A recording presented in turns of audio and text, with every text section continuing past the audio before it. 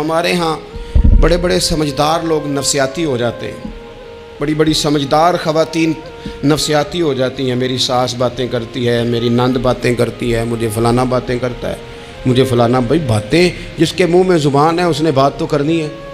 اب آپ نے کیوں یہ دعویٰ کر لیا ہے کہ آپ اتنے اونچے چلے جائیں کہ آپ کو بات ہی کوئی نہ کرے؟ کیا حرج ہے اس میں؟ اگر کوئی آپ کو بات کر دے تو کیا ہیں ہم؟ کسی نے کر لی تو پھر کیا ہوا؟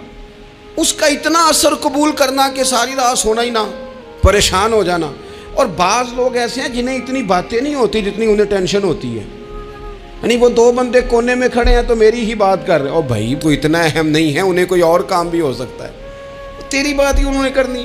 بلا وجہ لوگ سمجھتے ہیں کہ میں بڑا اہم آدمی ہوں، وہاں بھی مجھ پہ تبصرہ ہو رہا ہے، یہاں بھی ہو رہا ہے۔ اس پہلو سے باہر آئیں، اس کمپلیکس سے نکل آئیں۔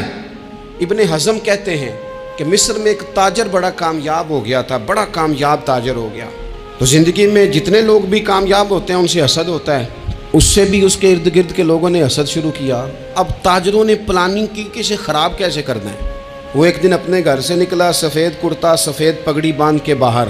اب 5-6 لوگوں نے پہلے سے منصوبہ بندی کی ہوئی تھی۔ ایک صاحب اسے ملے، کہنے لگے ماشاءاللہ آج تو سفید کرتے پر سبز امامہ، سبز پگڑی بڑی ہی اچھی لگ رہی ہے۔ تو ہنس کے کہنے لگا لگتا ہے آپ سو کے اٹھ کے آئے ہیں، پگڑی تو میری سفید ہے۔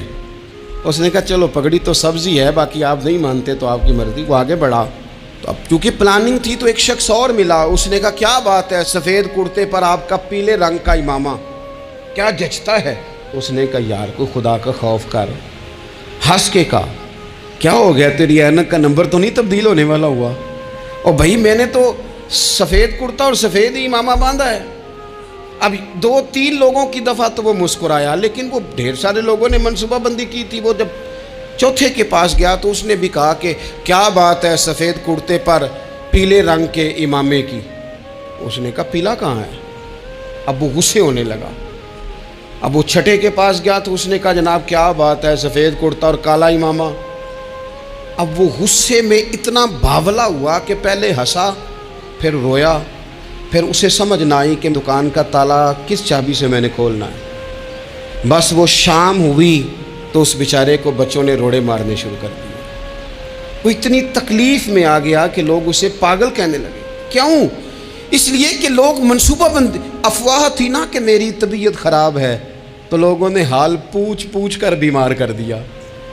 لوگوں کی باتیں، لوگوں کے تبصرے، لوگوں کے کومنٹس۔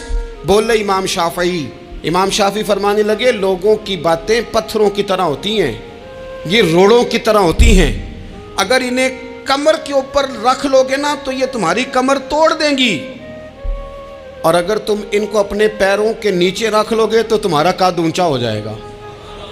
بس دنیا میں وہ لوگ پریشان ہوتے ہیں جو لوگوں کی باتوں کو کندھوں پر سوار کر لیتے، جو پیروں کے نیچے رکھے، جو پاؤں کے نیچے رکھے ان کا قد۔ وہ پرانے زمانے میں نا عارف رومی رحمۃ اللہ علیہ فرماتے ہیں کہ ایک بیل گائے گر گئی تھی کنویں کے اندر، تو اب وہ لوگ اس کو نکال تو نہیں سکتے تھے، تو انہوں نے اس طرح کیا کہ مٹی ڈالنی شروع کر دی کہ اب بدبو آئے گی، پریشانی ہوگی، تو اس کو بند کر دیتے ہیں اندر ہی، کنویں کو کنواں نئی جگہ پہ کھود لیتے ہیں۔ انہوں نے جب اس کے اندر مٹی ڈالی نا تو وہ گائیں جو تھی وہ مٹی جھاڑ کے تو مٹی کے اوپر آ گئی۔ انہوں نے پھر مٹی ڈالی تو وہ تھوڑی اور اوپر آ گئی، اور مٹی ڈالی تو اور وہ مٹی ڈالتے گئے اور گائیں وہاں سے کنویں سے باہر آ گئی۔ لوگوں نے دفن کرنا چاہا، وہ باہر نکل آئی۔ اور میرے بھائی لوگ بھی اپنی باتوں میں دفن کرنا چاہتے ہیں، لیکن یاد رکھنا جو چمکنے والے تھے وہ چمکتے ہی رہے، جن کو اللہ نے عزت دی تھی ان کی گھٹائی کوئی نہیں سکا۔ اتنی لمبی زبانیں کھول کے لوگوں نے صحابہ کے بارے میں باتیں کی، لیکن سورج چمک رہا ہے صدیق اکبر کی شان کا، عظمتیں دمک رہی ہیں فاروق اعظم کی، عروج ہے جناب فاروق اعظم کو، نگر نگر گلی گلی دنیا علی علی کرتی چلی جا رہی۔